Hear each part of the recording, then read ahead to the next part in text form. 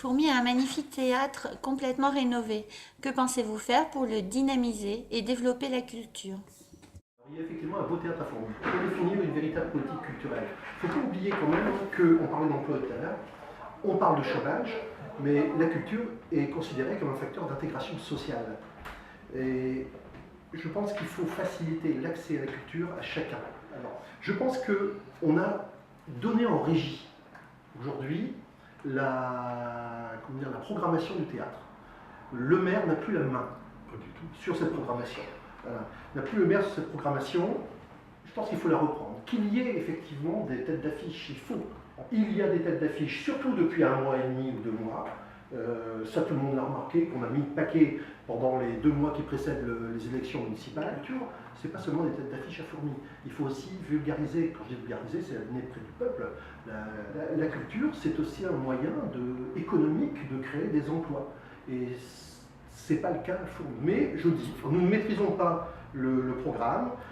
Et ce qui est le plus grave, c'est que nous ne maîtrisons pas non plus les places handicapées. Je sais qu'il y a des handicapés qui vont voir Franck Michael, on leur avait proposé, ça ne vient pas du maire, puisqu'il ne régit plus, donc c'est plus sympa de lui.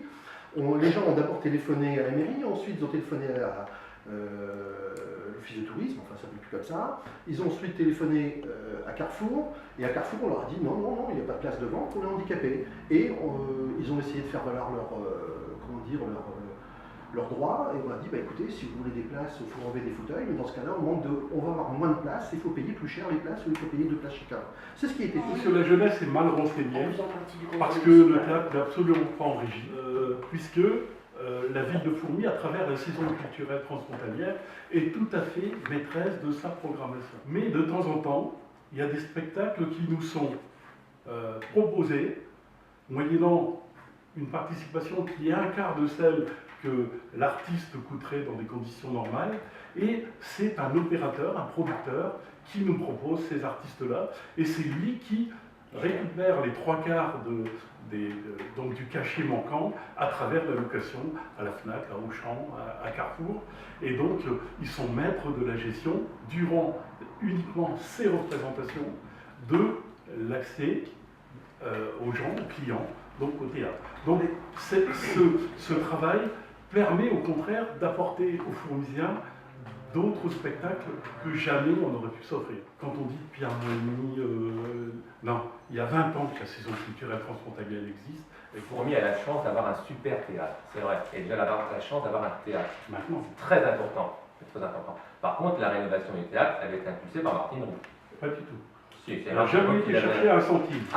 Elle n'a jamais été Je ne parle pas des subventions, c'est elle qui a commencé le projet. Abandonné. Et ensuite, en 2008, vous êtes arrivé, c'est vous qui avez repris le projet. Le projet était complètement abandonné, il était tout autre que celui qu'on a réalisé. Le gros problème du théâtre, c'est la communication.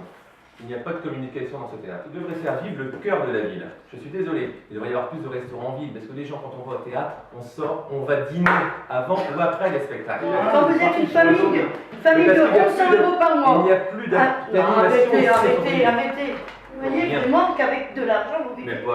Mais comment voulez-vous qu'un mec qui est au RS, enfin, qui ait des moyens, rien que le mec qui est au SMIC à 1100 € puisse aller se payer une place de théâtre à Fourmi, avec 4 gosses sortir. Et on est porté au restaurant à 100 € la tête. Il y a aussi des kebabs. Donc on peut avoir un kebab. Attendez, il y a un fond de gars obèse et puis vous foutez de notre gueule.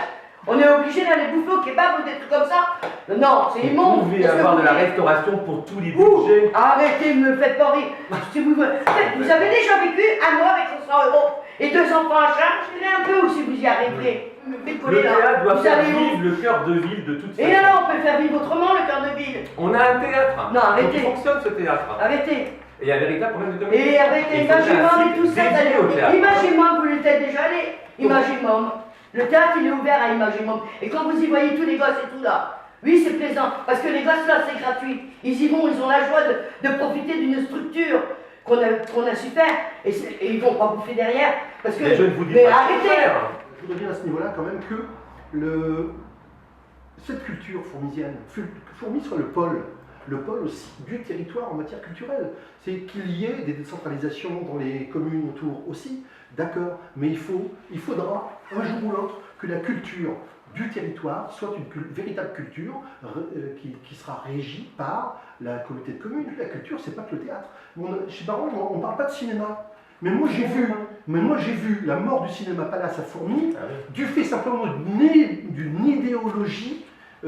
Simplement, à l'époque, on voulait à toute fin un cinéma de minuit au centre socioculturel, donc on n'a pas voulu racheter le Palace. On aurait racheté le Palace, il y avait 3 salles, on aurait 3 salles de cinéma. Il est vrai qu'un cinéma en centre-ville, un théâtre en centre-ville et des animations comme celle-là, ça permet de faire vivre un cœur de ville. La culture, elle est ouverte à tout, et on n'est pas obligé d'avoir des structures.